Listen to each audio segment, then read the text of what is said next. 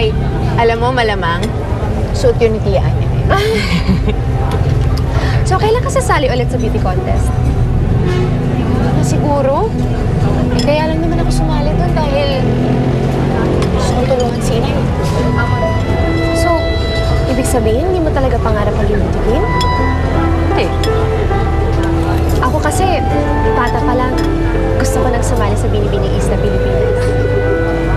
Tulad ng mami mo. At tulad din ng mami mo.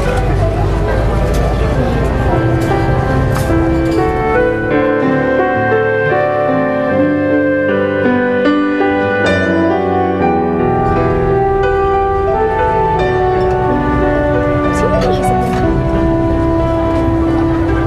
Wala. Ay, I know that look.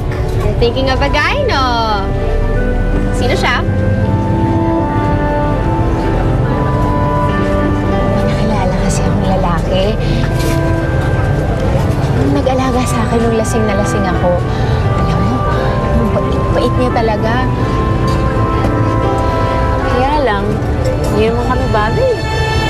Bakit naman hindi? Mayaman siya. Eh, ano ba naman ako? Sus, uso pa ba ang ganyang pag-iisip ngayon? Hindi na, no? Pantay-pantay na lahat ngayon, Marta. Lalaki, babae. Mayaman, mahirap. Ako rin, may gusto rin akong guy. And I really, really like him. Kaya lang, hindi niya yata ako tayo. Pero, nag-decide ako na magiging akin siya. Kahit ano mangyari. Ay, Marta, teka lang. Naiwan ko yata yung cellphone ko. Hanapin ko lang, Balik ako.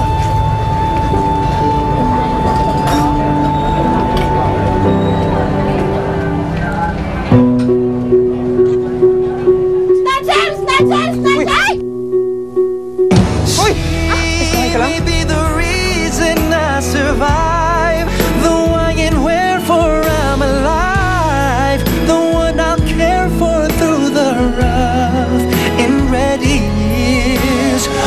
Me, I'll take the last. Sabi ko nga ba, ikaw yung hinahanap ko kanina eh. Hinahanap mo ako? Oo.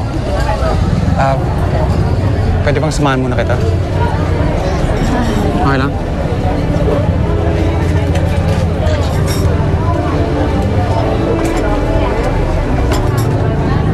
Alam mo, bastos ka rin eh.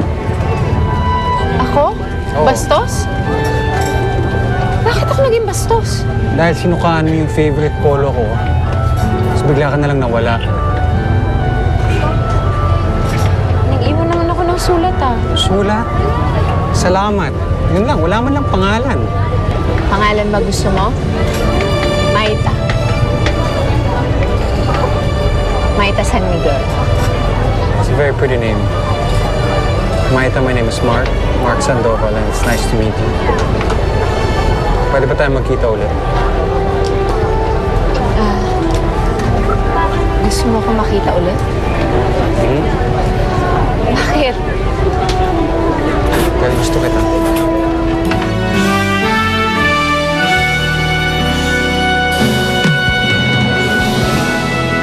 Sabihin mo sa kanya agad. Mamaya maunahan ka pa, ha? Hi, Maita. Uy! Oh, Dante Anong meron? Hi, Maita. Bili na kayo! Hoy, huwag kayong titingin! Bili na yung isda! Bili na kayo! Halos sabihin ko na sa kanya na may gusto ako sa kanya, tapos mae-etsapuera lang ako? I mean, who is this girl? Who is this bitch? Kilala mo daw ba yung babae? Well, nandito tayo para i-ready ka mamaya. Maybe the famine or the fear.